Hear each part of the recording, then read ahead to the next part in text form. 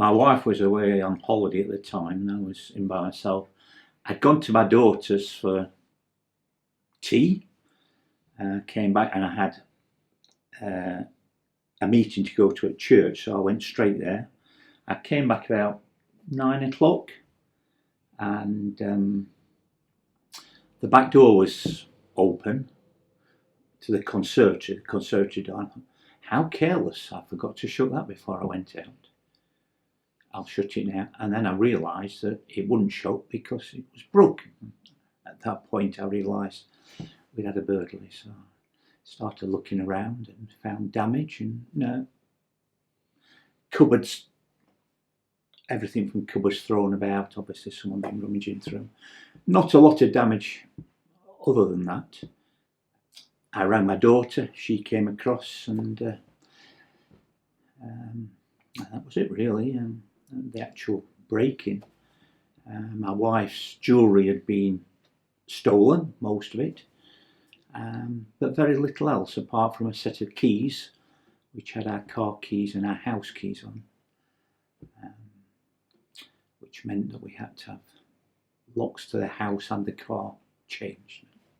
All the process of dealing with the insurance company to go through, and I had to do that although I wasn't here when the burglary happened.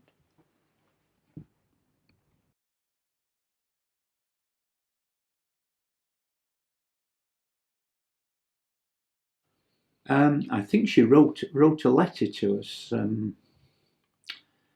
and said she'd ring us in a week's time or so, and which she did.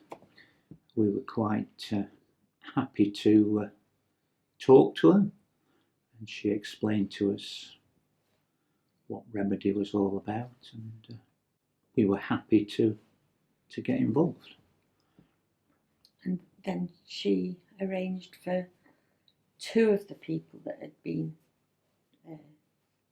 guilty of breaking in to write to us and explain why they'd done what they'd done. And she came back with the letters and we read them and found them interesting, and then she contacted us to ask us if we would be willing to go into the prison to meet the offender, and we thought about it and said yes.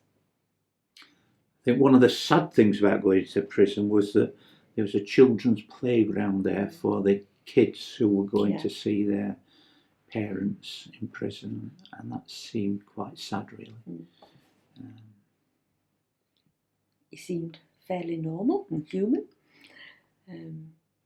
and in a way it was good to be able to put a face to the name and for him to maybe go into a little bit more detail about his life and why he got caught up in what he was doing. So that was quite helpful. And I hope it was helpful for him as well. I mean, I think that was, for me, the main reason to try and help somebody out of a situation they got themselves into. We are practicing Christians, and I said, I will pray for you at least once a week after this, and I have done that. I believe in the power of prayer. We won't know the end of the story as yet, obviously. I'm speaking for me now.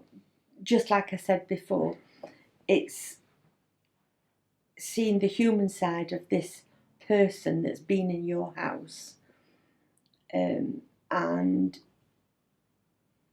you put a face to a name, and you can think about them and think about the consequences of what they've done for their life, and how really that's a great deal worse than me losing my jewellery.